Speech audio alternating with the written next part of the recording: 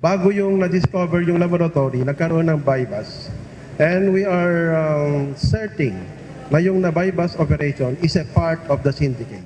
Sinalakay ng mga tauhan ng Philippine Drug Enforcement Agency at PNP Drug Enforcement Group ang isang warehouse sa loob ng Industrial Park sa barangay Viente Reales, Valenzuela noong Linggo, February 22.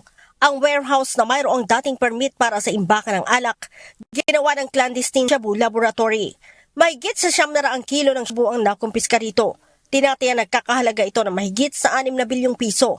Nadiskubre rin sa lugar ang nasa 64.15 liters ng liquid methamphetamine na nagkakahalaga naman ng mahigit sa 400 million pesos. Bukod pa dito ang mga equipment sa paggawa ng shabu. Ayon kay PIDEA Director General Isagani Neres, kasong paglabag sa Republic Act 9165, Section 5 o selling ang isinampa nila sa naarestong suspect sa buy-bust operation. Yung tao na ito ay mayroon ng record ng droga noon pa. At nakikita po namin sa mga indications ngayon, may mga sinususpect namin na mga contacts ng mga sindikato na tumutulong sa kanya ngayon doon sa kaso niya. Major player po ba siya? Yes, we suspect him to be that person. Wala namang naaresto sa loob ng warehouse ng salakay ng mga otoridad. Subalit sinabi ni PDEG Director, Police Brigadier General Elmer Ragay na mayroon silang mga pinaghahanap. Meron na po tayong na-identify na other personalities. Of course, we cannot disclose their identities yet, but cases have been filed.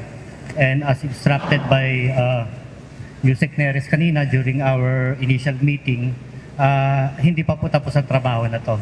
We will resort to manhunt operation once lumabas po yung mga warrant.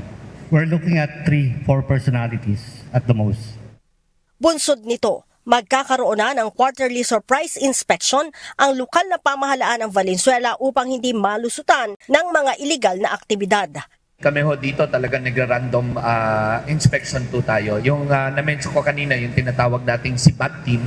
SIBAT team is a joint task force yan. In fact, kasama rin po ang BFP sa joint task force na yan.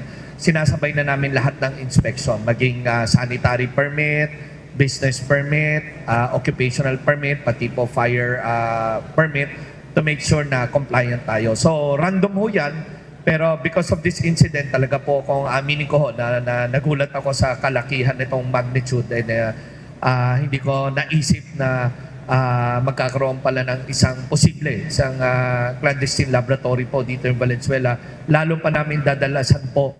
Ayon sa mga otoridad, planong ipakalat ang naturang shabu sa Metro Manila at Visayas. Leia Ilagan, UNTV, News and Rescue. Diyos ang aming sandigan, serbisyo publiko ang aming pinahahalagahan.